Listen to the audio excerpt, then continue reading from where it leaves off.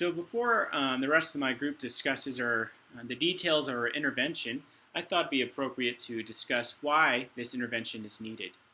And so oftentimes we hear in the news of these huge water crises and water shortages, and most of the time those headlines are coming from Africa. And so the place that we will be having our intervention is in Ethiopia.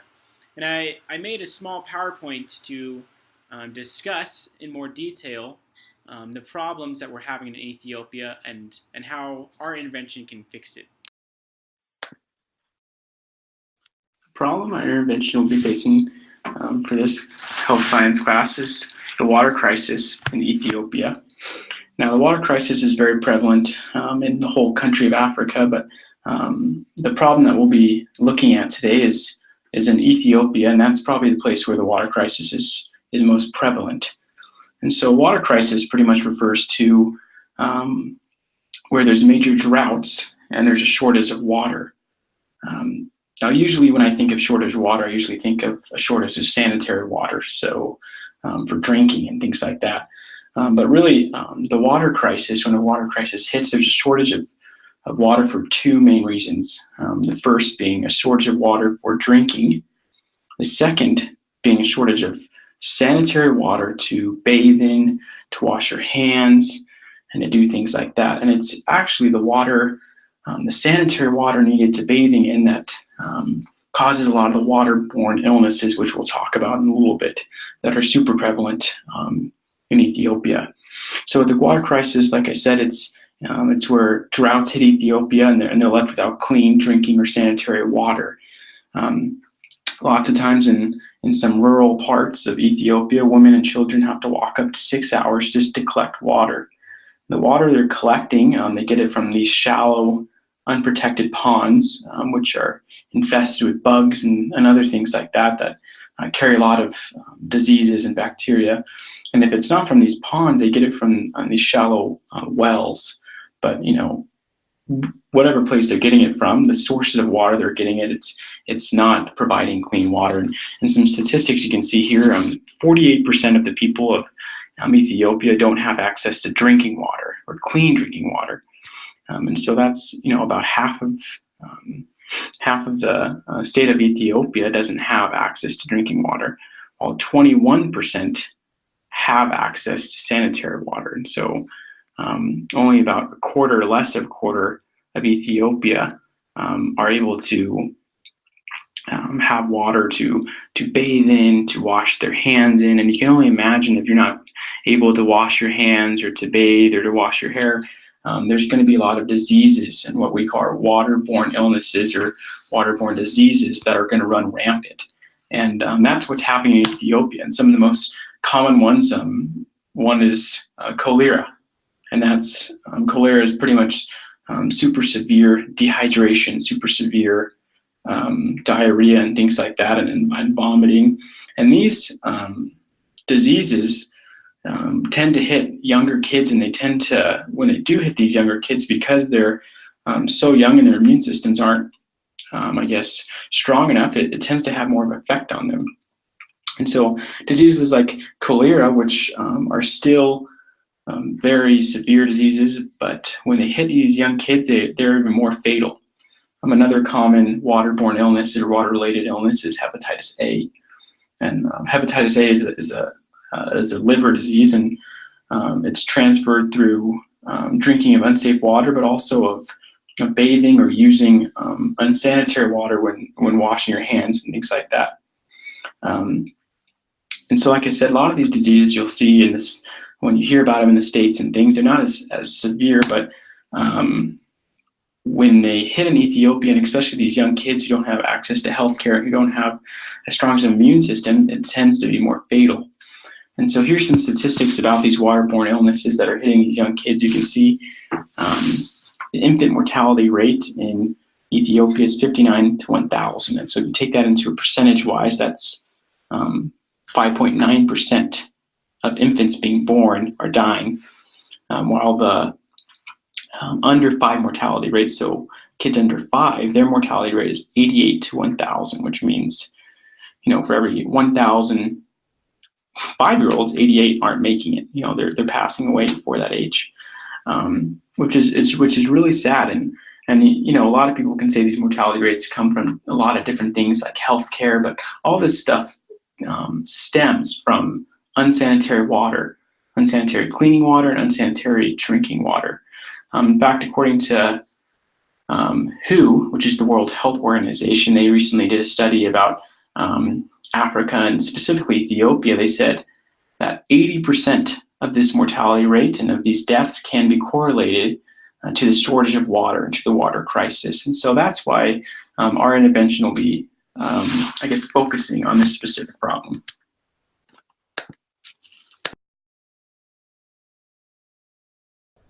Hi, my name is Morgan Church, and I'm just going to talk about the overview of our intervention and just a really quick, brief introduction about our project.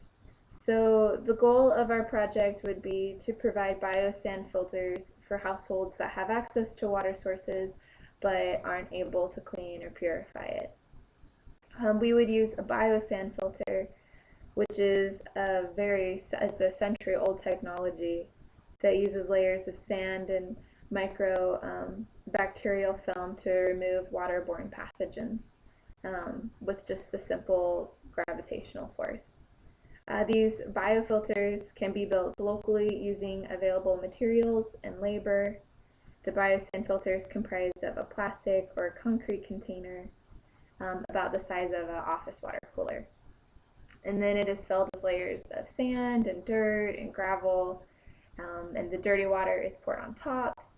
And as it's poured on top through the container, the water ends up just traveling through because of the gravitational force and it gives you clean water at the end of it. The clean water would exit through a plastic pipe at the bottom of the filter.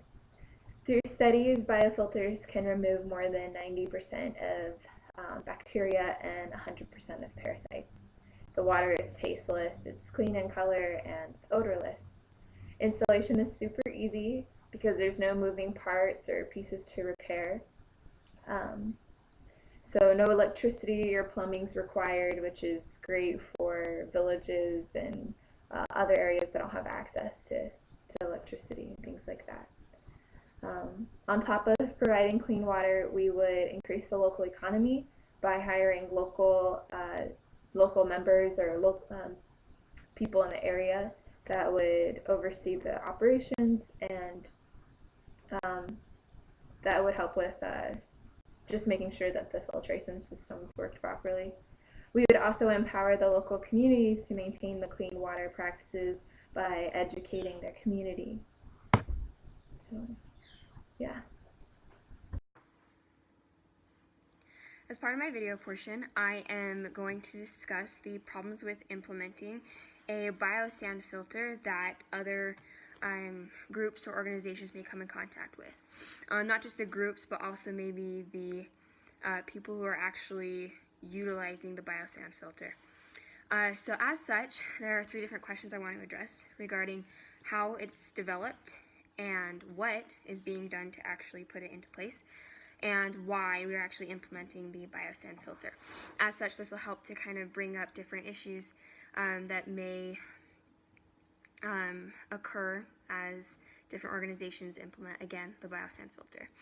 So, as such, the biosand filter is already created by having a container, gravel, filtration sand, a biolayer, which is actually doing much of the filtering portion for the water.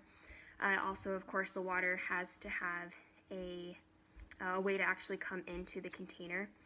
There also needs to be an outlet tube so that the water can get out, or the newly clean water can actually escape from the filtering container into a new storage container.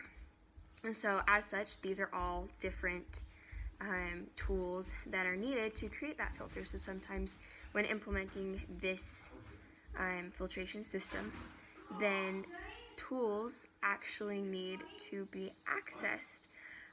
So this is where the group or organization would then come in, hopefully with these materials, and be able to offer those to the third world countries that would be in need of this.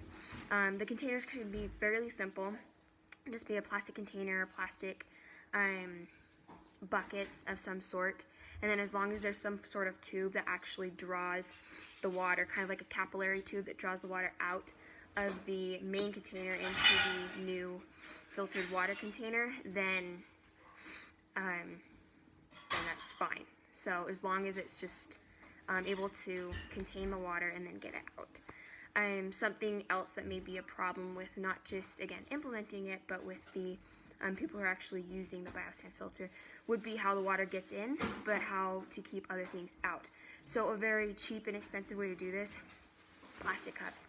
They can actually just use plastic cups, poke holes in them. The water can then drain in via rain or however other source may come in, just as long as, of course, there's stuck on there and don't fly off. Then as long as they have holes in them, the water can come in, and other things, critters or whatever else, can't come in as well. So those are things that are actually needed in order to implement the biosand filter. Furthermore, upkeep and restoration with regards to the filter are something that need to be taught. So when different groups come in to instigate, I guess, or put into play this filter, they need to teach those who are using it how to keep it, maintain it, and clean it, or even restore it if needs be. If it's somehow damaged, they need to know how to put it together, and it's actually fairly simple, as we've discussed earlier. Something else is being able to tell the quality of water and whether or not it's actually drinkable. Another thing is also the flow rate. So these are all things that mostly are for the people who are using the filter, so that they don't have problems later on down the road, so that this implementation isn't actually pointless. So with the flow rate, it needs to be slower so that the quality, or the water quality, actually increases. So somehow with the reduced flow rate, it actually increases the quality of water. We don't want it to be any less than a liter per minute though, and that's something that those using it actually need to know. So aside from the upkeep, water quality, and flow rate, the microbial analysis is also something that professionals can teach those who are using it as well. So I'm talking about some of the barriers that could be encountered with using a biosand water filter. I'll also be discussing some different methods to overcome those barriers. So for the first one, like all filters, they do have their limitations. With a biosand water filter, manual labor is needed for cleaning, and if this is neglected or abused or not done properly, then the result is that the filter won't work accurately and the lifetime of the filter is lowered. And so to fix this, people would need to be involved and informed. So classes would be needed to be put in place to teach members of the communities how to clean these filters. In these classes, they would be taught how to clean the biosand water filters, what to clean, and what to use to clean. One method is called the swirl and dump procedure. It only takes a few minutes. How it's done is by dumping some water into the filter, swirling it around, and then the materials that have been captured are released, and then that water is then dumped out, and then the procedure is repeated again until the water is clean at that point. These filters can get clogged with either within the first couple of weeks or within a year, depending on the location and what is in the water. So it would be crucial to get this information out early so they can get the most out of their water filter. Cleaning would include the diffuser plate, outlet tube, lid, and the outside surfaces of the filters. Another barrier that is often noted with these filters is that the filter needs to be used on a regular basis. But I suspect if this project were to be carried out in Ethiopia, I don't think that would be a problem. I think it would get plenty of use, and the community would definitely benefit from those filters. One other problem with biosand filters is that they can be especially hard to move or transport since they are so heavy. Proper placement would need to be discussed and carefully thought about before installation so that the movement would not be needed. One source I found said that slow sand filters, also known as biosand water filters, are less effective at removing microorganisms from cold water because as temperature decreases, the biological activity within the filter declines. So water would need to be warmer than colder if people would want to get the most out of their water filter. Another source discussed how water with high turbidity levels can quickly clog the fine sand in these filters, which would also need to be just properly cleaned and watched after with this.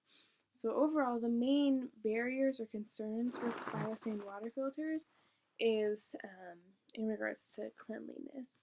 So some water has a lot of organic chemicals, dissolved inorganic substances such as metals and other things in it.